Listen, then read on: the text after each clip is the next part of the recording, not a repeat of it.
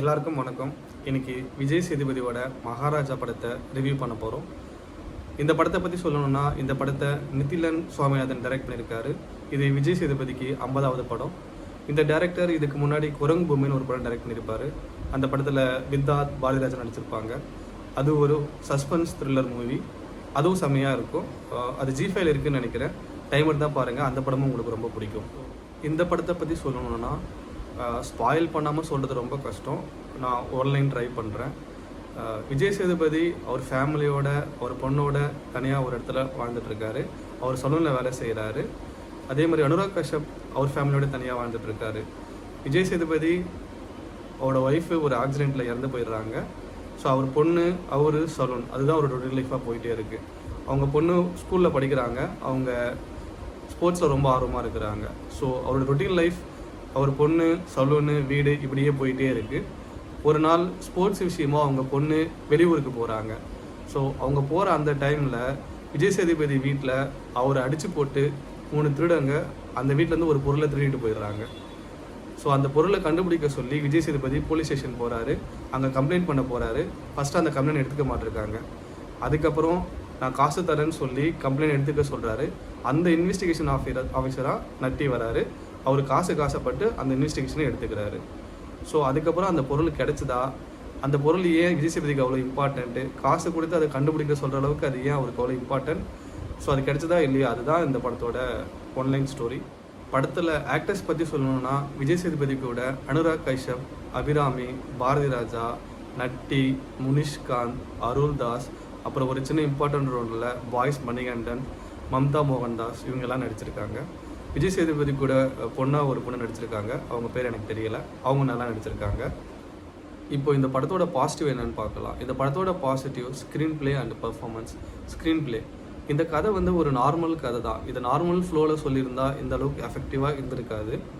இதை நான் linear வேயில் first of ஃபுல்லாக கட் சீனாக வச்சு செகண்ட் ஹாஃபில் எல்லா கட்டுக்கான சஸ்பென்ஸையும் ஓப்பன் பண்ணி ஆடியன்ஸ்க்கு காட்டும் போது அது இன்னும் சர்ப்ரைஸ் எலமெண்ட்டாக இருக்கும். ஸோ அதை சஸ்பென்ஸ் த்ரில்லராக காமிச்சு அதில் சக்ஸஸ் பண்ணியிருக்காரு டைரக்டர். ஸ்டார்டிங்கில் அது ஒரு தெஃப்ட் கேஸாக இன்வெஸ்டிகேஷன் ஆரம்பித்து, அப்புறம் இன்டர்வலில் ஒரு ஃபைட் வச்சு, இன்டர்வல் முடிஞ்சு அதுக்கு உண்மையான ரீசன் அவரை எஸ்டாப்ளிஷ் பண்ணி காட்டுறப்போ ஆடியன்ஸ்லாம் ஷாக் ஆகிடுவாங்க. ஸோ அதை டைரக்டர் பக்காவாக பண்ணியிருக்காரு. அந்த சஸ்பென்ஸ் உடச்சி அதுக்கான ரீசனை அவர் ரிவீல் பண்ணுறப்போ ஆடியன்ஸுக்கு எல்லாமே ஒரு பியூர் கூஸ் பம்ப்ஸாக இருக்கும் அந்த சீன்ஸ் எல்லாமே, செகண்ட் ஆஃப் எல்லாமே. பர்ஃபார்மன்ஸை பற்றி சொல்லணுன்னா, விஜய் சேதுபதி அவர் மனுஷன் ஆல்ரெடி நல்லாவே பர்ஃபார்ம் பண்ணுவார். இது அவருடைய 50வது படம். நடுவில் 2-3 படம் சரியாக போகலைன்னாங்க. இது அவருக்கு பெஸ்ட்டு கம்பேக்காக இருக்கும். ஒரு மிடில் ஏஜ் மேனாக, ஒரு 40 வயசு ஆள் ஒரு பொண்ணை வச்சுக்கிட்டு எவ்வளோ கஷ்டப்படுவார், எவ்வளோ எமோஷ்னலாக ஃபீல் பண்ணுவார், எப்படி அழுவார், சண்டை போடும்போது கூட எவ்வளோ எமோஷ்னலாக சண்டை போடுவார், நார்மல் ஆக்ஷன் சீன் இல்லாமல் எவ்வளோ எமோஷ்னலாக சண்டை போடுவார் அப்படின்னு மனுஷன் அப்படியே வாழ்ந்திருக்காரு. செம்ம பர்ஃபார்மன்ஸ், அவருக்கு பெரிய கம்பேக்காக இருக்கும். அனுராக் கஷ்யப் அவர் இனிஷியலாக காட்டும் போது இந்த கேரக்டருக்கு எதுக்கு அவர் அப்படின்னு யோசிக்க தோணுச்சு.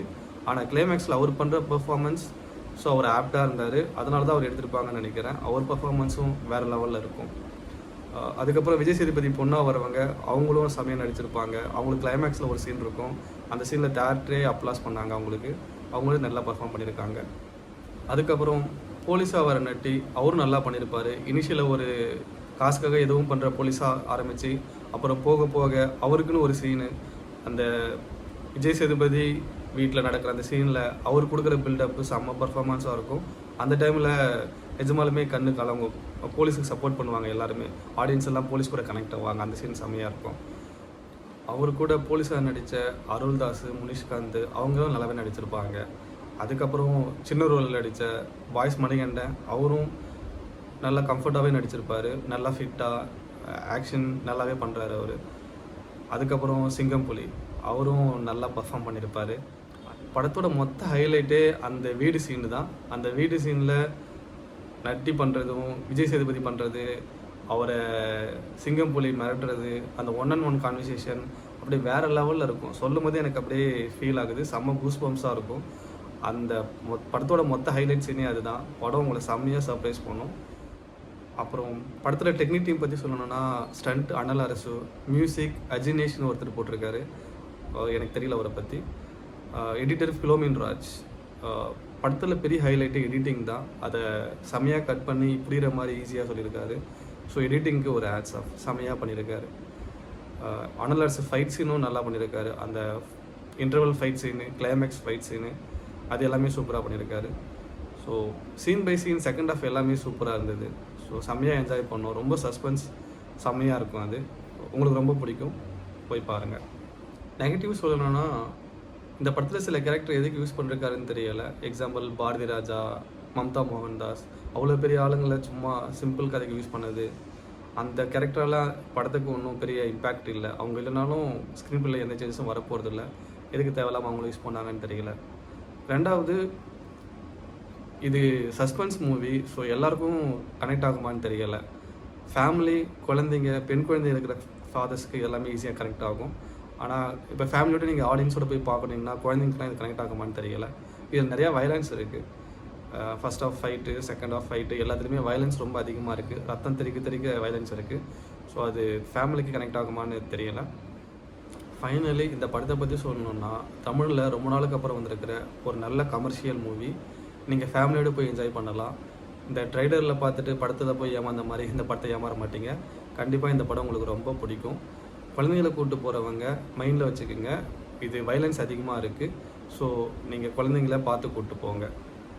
மீண்டும் இன்னொரு படத்தோடு சந்திக்கிறேன். நன்றி.